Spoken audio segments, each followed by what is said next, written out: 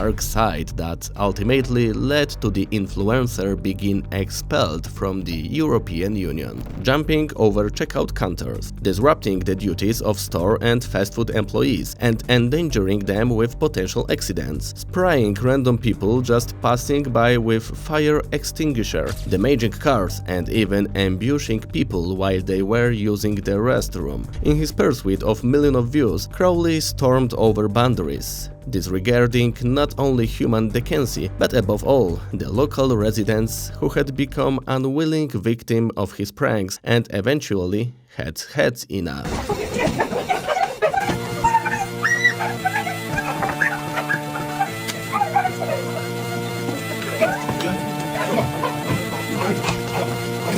However, simply him being annoying wouldn't be enough for the heads of the Polish Internal Security Agency and Ministry of Internal Affairs to decide on his immediate deportation with a 10-year ban on entering the whole Schengen zone under charges of spreading racist and xenophobic content and inciting lawbreaking. What exactly did Crowley do to cause all of people to take a deep sigh of relief when he finally left its borders? Crowley, who hides behind this nickname. It is a 23-year-old Ukrainian named Vladislav O, who repeatedly denied his origins. Occasionally, rumors would surface, often fueled by Vladislav himself, that he also held Belarusian citizenship and went by the name Ray. However, internet users uncovered the truth and verified his words by finding his private photos on dating apps and fan pages of school he attended, which clearly indicated that he was, in fact, Ukrainian. The creator had been striving for years to produce a viral video. On his YouTube channel, you can still find archival footages from over 4 years ago showcasing his attempts at various formats and styles, including even serious theatrical ones. He abandoned each approach after a single video. No viral equaled rapid change, of course. Eventually, his dream of internet fame came true. The first episodes of the Gnome's adventures, which at the time seemed quirky but harmless, went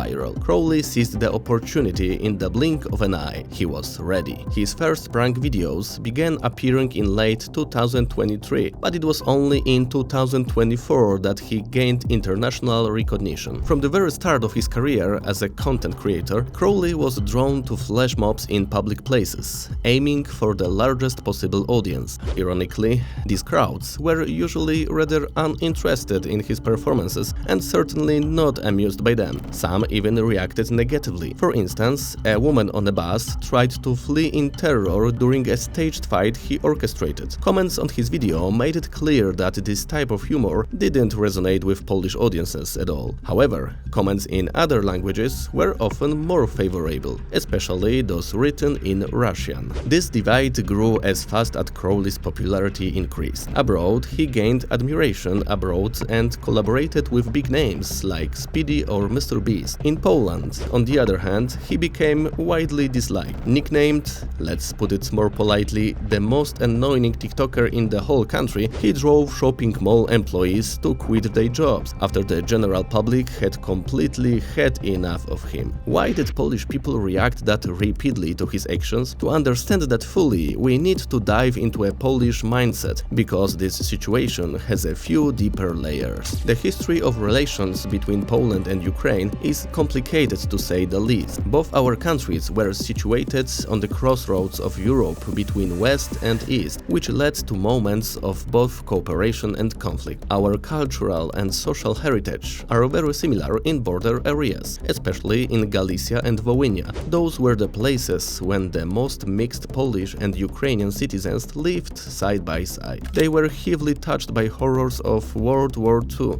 which brought back the divisions. Conflict went back to live with extremely violent episodes, such as the Volhynian massacre, leaving scars on both nations. However, following the war and the redrawing of borders, a long period of Soviet dominance brought both Poland and Ukraine back together. They had had to deal with the same influence. Since the collapse of the Soviet Union in 1991, Poland has been one of Ukrainians' most steadfast supporters in its quest for independence and closer ties with Europe. That leads us to nowadays. Poland's response to the Ukrainian refugees crisis caused by the Russians' attack on the eastern borders was immediate and compassionate. By the end of the 2022, our country had welcomed more than 1.5 million refugees, with some estimates reach over 2 million.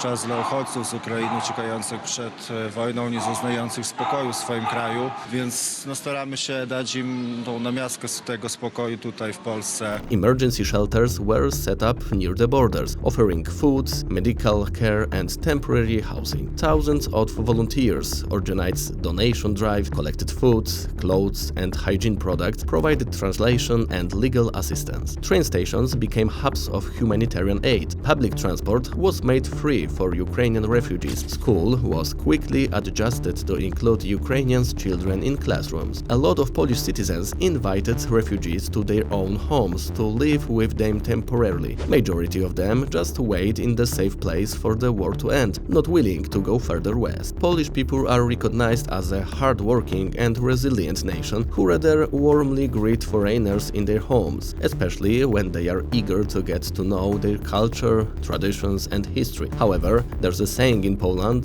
that when there are 3 Poles, that are also 4 opinions. It means that we get angry really fast and love to argue with each other and brag about reality. Only thing that can make our attention slip from fighting with each other is the need to unite against some other enemy. And here comes a high value of mutual respect and personal boundaries, one of the unwritten yet seriously treated rules of Polish society. There is a very little tolerance for disruptive behavior, such as unnecessary confrontations of displays of entitlement, often referred to colloquially as fikanie. Those social relationships are built on the severe principle of reciprocal respect and applies especially to the working class and people providing services. When you are at the restaurant and say rude things to the waitress just because she is serving you, you need to be prepared for really hostile reaction of other clients. At the end of the day, we all just want to make a living for us and our families. Now you can understand better why Crowley's actions were so widely detested among Polish people. The additional problem in this entire situation was the fact that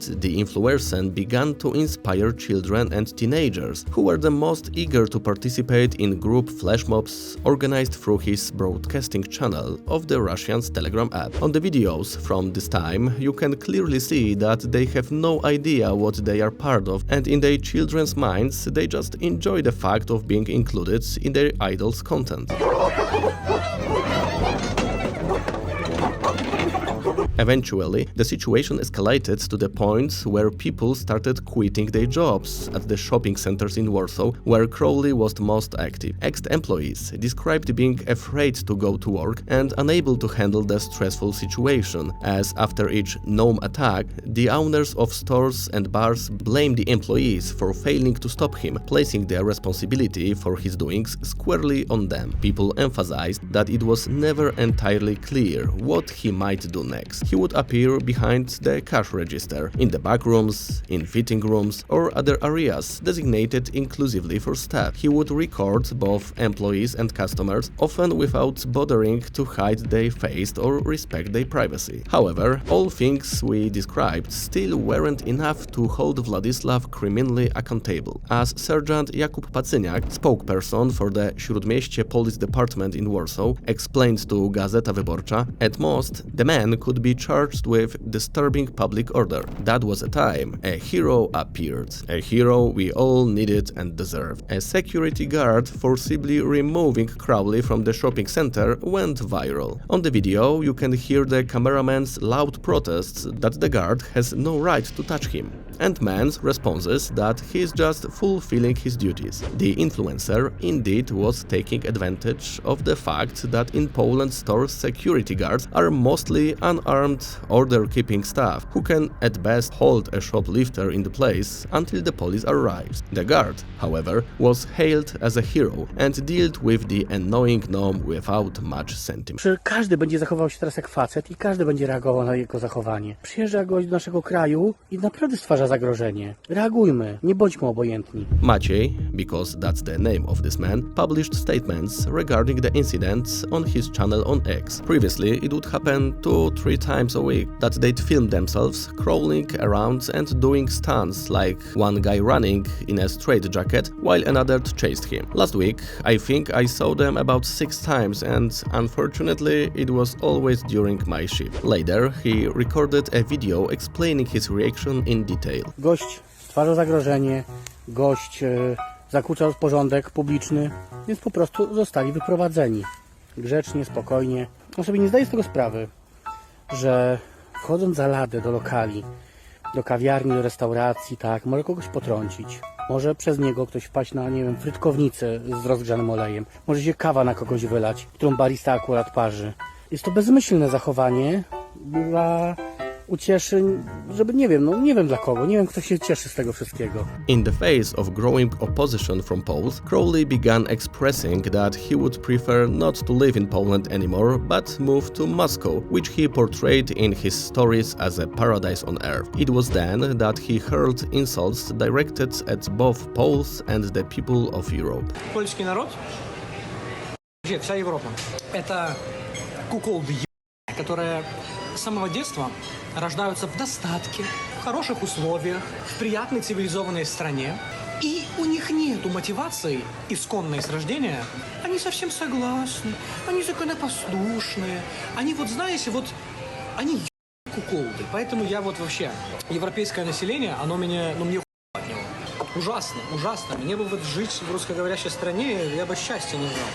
Unfortunately for Vladislav, this video reached heads of the Polish Internal Security Agency and Ministry of Internal Affairs, who didn't care much about God's decisions and immediately deported influencer under charge of spreading racist and xenophobic content and inciting lawbreaking. He was detained by Warsaw Police and border guard officers in November of last year and was immediately handed over to Ukraine at the Dorohusk border crossing. Now Crowley has a 10-year ban on entering the whole Schengen zone. Leaving the country won't be easy for him as he is of conscription age. As Deputy Minister of the Ministry of Internal Affairs, Czesław Mroczek commented, the needs there are immense, so Crowley will have plenty of opportunities to prove himself. At the time, Crowley kept writing to his fans via Telegram channel that there is no need to worry about him because everything goes according to his plans. Almost the very next day, the controversial streamer posted an ironic video in which he rode a horse-drawn carriage through Prague, Czech Republic, joking about his life had supposedly worsened after the deportation. Ребят, жизнь после депортации из Польши